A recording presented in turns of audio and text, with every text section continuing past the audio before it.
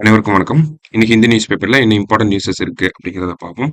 Actually இன்னைக்கு December 3. December 3 பார்த்தோம்னா நமக்கு international day of persons with disabilities அப்படின்னு சொல்லுவாங்க. ஓகேங்களா? மாற்றுத்திறனாளிகள் தினம் அப்படின்னு கூட எடுத்துக்கலாம் நம்ம.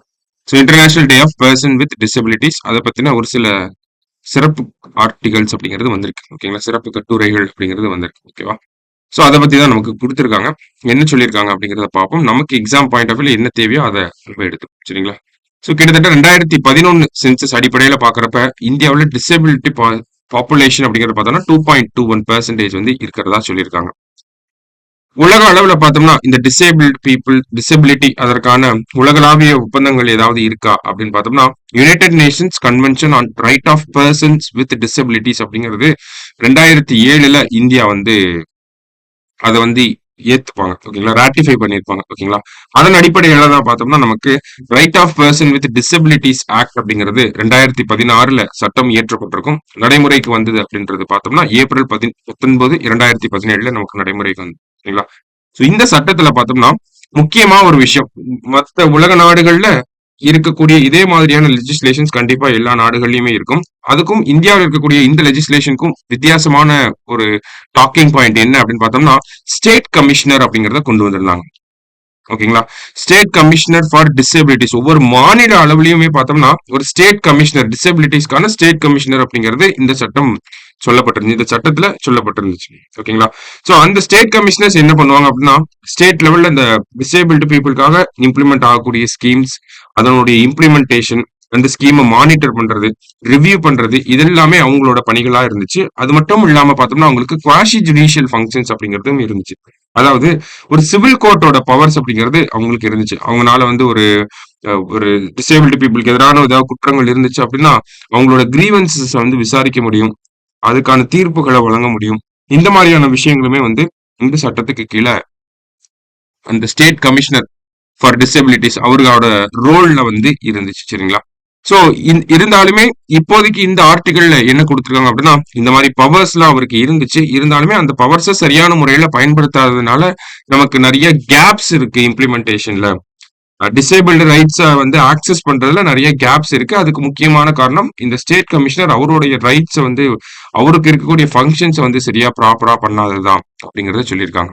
அந்த வகையில பார்த்தோம்னா நமக்கு ஒரு சில ரெக்கமெண்டேஷன்ஸ் அப்படிங்கறதையும் கொடுக்குறாங்க. பொதுவாகவே பார்த்தோம்னா இந்த சட்டத்துல என்ன சொல்லியிருப்பாங்க அப்படின்னா நமக்கு இந்த ஸ்டேட் கமிஷனர்ஸ் அப்படிங்கிறவங்க இந்த மாதிரியான பர்சன்ஸா இருக்கணும், லால எக்ஸ்பீரியன்ஸ் ஆன பர்சன்ஸா இருக்கணும், ஹியூமன் ரைட்ஸ் அப்படிங்கறத பத்தி தெரிஞ்சுக்கணும், எஜுகேஷன், சோசியல் ஒர்க் இது எல்லாமே தெரிஞ்சிருக்கணும், என்ஜிஓ கூட ஒர்க் பண்ண அந்த எக்ஸ்பீரியன்ஸ் அப்படிங்கறதெல்லாம் இருக்கணும். இதெல்லாம் வந்து ஒரு ஸ்டேட் கமிஷனரா வர்றவங்களுக்கான ஒரு ஒரு எலிஜிபிலிட்டி கண்டிஷன்ஸ் மாதிரி. ஆனா பொதுவாகவே பார்த்தோம்னா நிறைய மாநில அரசாங்கங்கள் என்ன பண்றாங்க அப்படின்னா ஒரு சிவில் சர்வெண்ட், ஒரு ஐஏஎஸ் ஆபீசரை தான் இந்த டிசேபிள்டு கமிஷனரா வந்து போடுறாங்க. இதனால என்ன ஆகுது அப்படின்னு பார்த்தோம்னா பேசிக்காவே அந்த சட்டத்துல சொல்லப்பட்ட விஷயங்களை நம்ம ஃபாலோ பண்ண முடியாம போயிருது அப்படிங்கறத சொல்றாங்க. ஓகேங்களா? சிவில் சொசைட்டி ஆர்கனைசேஷன்ஸ் அவங்களோட ரெப்ரசன்டேட்டிவ் கூட நம்ம ஸ்டேட் கமிஷனர்ஸா போடலாம். யாரெல்லாம் டிசேபிள்டு பீப்புளோட ஒர்க் பண்றாங்களோ அவங்கள நம்ம ஸ்டேட் கமிஷனர்ஸா போடலாம். விமனை வந்து நம்ம ஸ்டேட் கமிஷனர்ஸா போடலாம். விமனை நம்ம போடுறப்ப அவங்களுக்கு வந்து இன்னும் டீப்பர் அண்டர்ஸ்டாண்டிங் அப்படிங்கிறது இருக்கும் டிசேபிலிட்டி ரிலேட்டடா. அதே மாதிரி பெண்கள் இந்த டிசேபிலிட்டினால எப்படி பாதிக்கப்படுறாங்க, குழந்தைகள் எப்படி, பெண் குழந்தைகள் எப்படி பாதிக்கப்படுறாங்க, இதோட டீப்பர் அண்டர்ஸ்டாண்டிங் அப்படிங்கிறது பெண்களுக்கும் இருக்கும். அவங்களுக்கு கூட நம்ம போடலாம் அப்படிங்கறத ஒரு சஜஷனா வந்து கொடுத்திருப்பாங்க. சரிங்களா? அடுத்ததா பார்த்தோம்னா கர்நாடகா மாடல் அப்படிங்கறத இந்த இடத்துல எக்ஸாம்பிளா சொல்லியிருப்பாங்க. ஓகேங்களா? நம்ம பார்த்தோம் ஸ்டேட் கமிஷனர் ஃபார் டிசபிலிட்டி அவருக்கு பார்த்தோம்னா நமக்கு சிவில் கோர்ட்டோட பவர்ஸ் எல்லாம் இருக்கு, ஒரு குவாஷி ஜுடிஷியல் ரோல் அப்படிங்கிறது அவருக்கு இருக்கு அப்படிங்கறத பார்த்துட்டோம். இந்த குவாஷி ஜுடிஷியல் ரோல்ல அவர் சரியான முறையில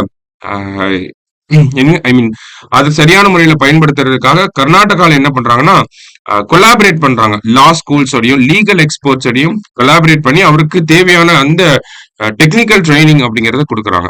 ஓகேங்களா? அதே மாதிரி பார்த்தோம்னா கர்நாடகாவை பொறுத்த வரைக்கும் மொபைல் அதாலத் அப்படிங்கறத யூஸ் பண்றாங்க. இந்த ஒரு ஸ்ட்ராட்டஜி அப்படிங்கறத யூஸ் பண்றாங்க. மொபைல் அதாலத் இங்க நடக்க போகுது அப்படிங்கறத முன்னாடியே நமக்கு வந்து இன்ஃபர்மேஷனை கொடுத்துறாங்க பீப்புள்ஸ் கிட்ட. டிசேபிள்டு பீப்புள்ஸ் அவங்களுக்கு இருக்கக்கூடிய கிரீவன்சஸ் இந்த மொபைல் அதாலத்துல வந்து சொல்றாங்க. ஆல்ரெடி இவருக்கு பார்த்தோம்னா கர்நாடகாவை பொறுத்த வரைக்கும் அந்த ஸ்டேட் கமிஷனருக்கு பார்த்தோம்னா லீகல் ட்ரைனிங் அப்படிங்கறதுல லீகல் எக்ஸ்பர்ட்ஸோட கொலாபரேட் பண்ணி கொடுத்து வச்சிருக்காங்க. தட் ஈஸியா இவங்கனால வந்து அந்த கிரீவன்ஸை வந்து ரெட்ரஸ் பண்ண முடியுது அப்படிங்கறத சொல்றாங்க.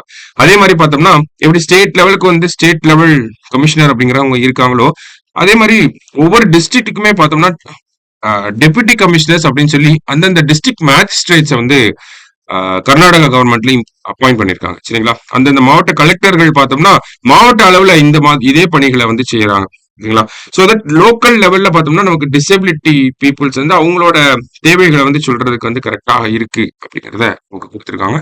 சோ இதே மாதிரியான ஒரு சில விஷயங்களை மத்த மாநில அரசாங்கங்களும் எடுத்து பண்ணா நல்லா இருக்கும் அப்படிங்கிற ஒரு பாயிண்ட் ஆஃப் வியூல தான் நமக்கு இந்த ஒரு ஆர்டிகளை கொடுத்திருந்தாங்க. சரிங்களா? சோ பேசிக்கா இது அப்படியே நமக்கு எக்ஸாம்லாம் கேட்க மாட்டாங்க. பட் ஸ்டில் இந்த மாதிரி டிசபிலிட்டிஸ் ஆக்ட் கீழே இந்த மாதிரியான ப்ரொவிஷன்ஸ் எல்லாம் இருக்கு அப்படிங்கறத நம்ம தெரிஞ்சுக்கணும். ஓகேங்களா? அடுத்தது frontline nutrition workers foster disability inclusion அப்படின்னு சொல்லி கொடுத்துருக்காங்க. அதாவது இந்த இடத்துல என்ன சொல்லியிருக்காங்க அப்படின்னு பார்த்தோம்னா பேசிக் ஐடியாவை மட்டும் பார்ப்போம். நியூட்ரிஷனுக்கும் டிசபிலிட்டிக்கும் ஒரு லிங்க் வந்து சொல்லியிருக்காங்க. ஓகேங்களா? எங்க மால் நியூட்ரிஷன் எந்தெந்த பகுதிகள் எல்லாம் மால் நியூட்ரிஷன் அதிகமா இருக்கோ அந்தந்த இடத்துல எல்லாம் பார்த்தோம்னா டிசபிலிட்டி அப்படிங்கிறதுக்கான வாய்ப்புகளும் அதிகமா இருக்கு அப்படிங்கறத சொல்லியிருக்காங்க. ஓகேங்களா?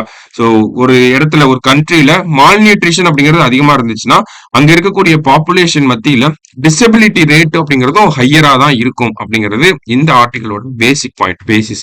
ஓகேங்களா?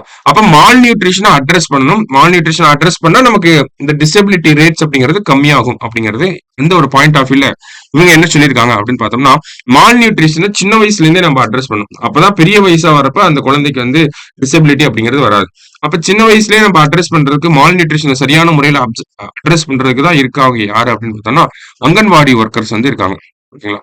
சோ இந்த அங்கன்வாடியோட ரோலை வந்து நம்ம இன்னும் ரீடிஃபைன் பண்றது மூலியமா டிசபிலிட்டி பாயிண்ட் ஆஃப் வியூல இந்த அங்கன்வாடி ஒர்க்கர்ஸோட ரோல் ரீடிஃபைன் பண்ற மூலியமா என்ன ஆகுது அப்படின்னு பார்த்தோம்னா நமக்கு இந்த டிசபிலிட்டி அப்படிங்கறத மால் நியூட்ரிஷனால ஏற்படக்கூடிய டிசபிலிட்டியை கம்மி பண்ண முடியுது அப்படிங்கறத சொல்லியிருக்காங்க. ரீசெண்டா பார்த்தோம்னா 2023ல women and child development ministry கூட அதுக்கான புரோட்டோகால்ஸ் அப்படிங்கறத வெளியிட்டு இருப்பாங்க. Anganwadi protocol for Divyang children அப்படின்னு சொல்லி பாத்தீங்களா? Anganwadi protocol for Divyang children அப்படிங்கிறது பார்த்தோம்னா திவ்யாங் அப்படின்னா டிசேபிள்டு சில்ட்ரன் அப்படின்னு இருக்கும். சரிங்களா? சோ அது வந்து ஒரு நேஷனல் லெவல் கைட்லைன்ஸா இருந்துச்சு. ஓகேங்களா? ஃப்ரண்ட்லைன் கம்யூனிட்டி நியூட்ரிஷன் ஒர்க்கர்ஸ்க்கு பார்த்தோம்னா இது வந்து ஒரு நேஷனல் லெவல் கைட்லைன்ஸ் படி அங்கன்வாடி ஒர்க்கர்ஸ்லாம் என்ன பண்ணணும், எப்படி ஒரு gender equality, social inclusion, nutrition இதெல்லாமே வந்து டிசேபிலிட்டி பீப்புளையும் சேர்த்து நம்ம உள்ள கொண்டு வரணும் அப்படிங்கறத பத்தி எல்லாம் பேசியிருக்காங்க. அதே மாதிரி பார்த்தோம்னா ஆஷா ஒர்க்கர்ஸோட ரோலையும் இந்த இடத்துல சொல்லியிருந்தாங்க. ஓகேங்களா? இதுல எக்ஸாம்பிளுக்கு பார்த்தோம்னா ஹரியானா கவர்மெண்ட் என்ன பண்றாங்க அப்படிங்கறத கொடுத்திருக்காங்க. ஓகேவா? சோ ஹரியானா கவர்மெண்ட் பார்த்தோம்னா mission Vatsalya, ICDS, anganwadi workers இவங்கள எல்லாம் பேஸ் பண்ணி தான் இந்த நியூட்ரிஷனை அட்ரஸ் பண்றாங்க. அந்த நியூட்ரிஷன் அட்ரஸ் பண்றது மூலியமா டிசேபிலிட்டி அப்படிங்கிற ஒரு விஷயத்தையுமே அட்ரஸ் பண்றாங்க அப்படிங்கிறது நமக்கு சொல்லப்பட்டிருக்கு. அதே மாதிரி அவேர்னஸ் இனிஷியேட்டிவ்ல முக்கியமா ஒரு விஷயம் பண்றாங்க. என்ன அப்படின்னு பண்றாங்கன்னா பாட்காஸ்ட் மூலியமா நமக்கு அவேர்னஸ் அப்படிங்கறத கொடுக்குறாங்க ஹரியானால. சரிங்களா?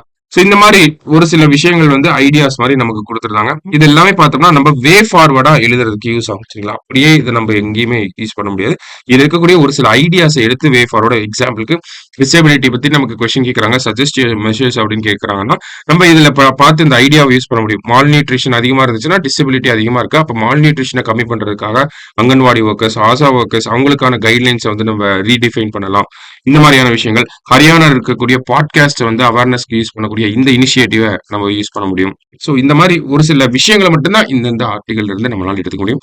பொதுவாகவே எடிட்டோரியல்னா அப்படிதான். ஓகேங்களா? ஒரு சில நாட்கள் எடிட்டோரியல் நிறைய கண்டென்ட் இருக்கும். ஒரு சில நாட்கள்ல ஒரு சில ஐடியாஸ் மட்டும் எடுத்துக்கிற மாதிரி இருக்கும். சரிங்களா? நெக்ஸ்ட் பார்த்தோம்னா நமக்கு பிரகதி சிஸ்டம் இருக்கு. ஓகேங்களா? பிரகதி அப்படின்னு பார்த்தோம்னா நமக்கு proactive governance and timely implementation அப்படின்னு வரும். சரிங்களா? பிரகதி அப்படின்னா proactive governance and timely implementation அப்படிங்கிற இந்த ஒரு பிளாட்ஃபார்ம். இந்த பிரகதி அப்படிங்கிறது பார்த்தோம்னா பிரைம் மினிஸ்டர் வந்து இதை இன்ட்ரடியூஸ் பண்ணியிருப்பாரு. பேசிக்கா பார்த்தோம்னா இந்த பிரகதி அப்படிங்கிறது நமக்கு இன்ஃப்ராஸ்ட்ரக்சர் ப்ராஜெக்ட்ஸை மானிட்டர் பண்ணக்கூடிய ஒரு விஷயம் தான். ஓகேங்களா? அதான் ஃபாஸ்ட் ட்ராக்கிங் ப்ராஜெக்ட்ஸ் அப்படின்னு கொடுத்துருக்காங்க. இன்ஃப்ராஸ்ட்ரக்சர் ப்ராஜெக்ட்ஸை வந்து மானிட்டர் பண்றதுக்கான ஒரு பிளாட்ஃபார்ம் தான் இந்த பிரகதி அப்படிங்கிறது 2015ல இருந்து நமக்கு நடைமுறையில இருக்கு. சரிங்களா? ஸோ இந்த பிரகதி அப்படிங்கிற இந்த ப்ராஜெக்ட்னால நமக்கு இன்ஃப்ராஸ்ட்ரக்சர் ப்ராஜெக்ட்ஸ் எல்லாம் வந்து பார்த்தோம்னா சீக்கிரமா கம்ப்ளீட் ஆகுது அப்படிங்கிறத நமக்கு சொல்லியிருக்காங்க. ஓகேவா? ஸோ ஜஸ்ட் ஆக்ஸ்போர்ட் ஸ்டடியில பிரகதி அப்படிங்கிற இந்த விஷயத்தினால நமக்கு இன்ஃப்ராஸ்ட்ரக்சர் ப்ராஜெக்ட்ஸ் எல்லாமே வந்து ஃபாஸ்டரா ரேட்ல கம்ப்ளீட் ஆகுது அப்படிங்கிறத சொல்லியிருக்காங்க. ஸோ அது எக்கனாமியை வந்து பெரிய லெவல்ல இம்பாக்ட் பண்ணுது, பாசிட்டிவான ஒரு இம்பாக்டா இருக்கு அப்படிங்கிறத சொல்லியிருக்காங்க. பொதுவாகவே பார்த்தோம்னா நமக்கு இன்ஃப்ராஸ்ட்ரக்சர் ப்ராஜெக்ட்ஸ் அப்படின்னு பொறுத்த வரைக்கும் இந்தியா வந்து இன்ஃப்ராஸ்ட்ரக்சர் ப்ராஜெக்ட்ல ₹1 செலவு பண்றாங்க அப்படின்னா அது ஜிடிபி கான்ட்ரிபியூஷன்ல 2.5 ருபீஸா நமக்கு ரிஃப்ளெக்ட் ஆகும். ஓகேங்களா? ஏன்னா அது லாங் டேர்ம் சிக்னிஃபிகன்ஸ் அப்படிங்கிறது இருக்கும். ஸோ தட் நம்ம ₹1 இன்ஃப்ராஸ்ட்ரக்சர் ப்ராஜெக்ட்ல செலவு பண்றோம் அப்படின்னா அது ₹2 இல்ல 3.5 அந்த மாதிரி 3.5 அந்த மாதிரி ஒரு ரேட்ல நமக்கு ஜிடிபில ரிஃப்ளெக்ட் ஆகும். சரிங்களா? ஸோ தட் நமக்கு பிரகதி அப்படிங்கிறது இதே மாதிரி இன்ஃப்ராஸ்ட்ரக்சர் ப்ராஜெக்ட்ஸ் எல்லாத்தையுமே வேகமா கம்ப்ளீட் பண்ண வைக்கிறனால நமக்கு வந்து ஜிடிபி கான்ட்ரிபியூஷன் அப்படிங்கிறதும் நல்லாயிட்டே போகும் லாங் டேர்ம்ல அப்படிங்கறத நமக்கு சொல்லியிருக்காங்க. சரியா? ஸோ இன்னைக்கு நியூஸ் பேப்பர்ல இருந்த முக்கியமான விஷயங்களை பார்த்திருக்கோம். தேங்க்யூ.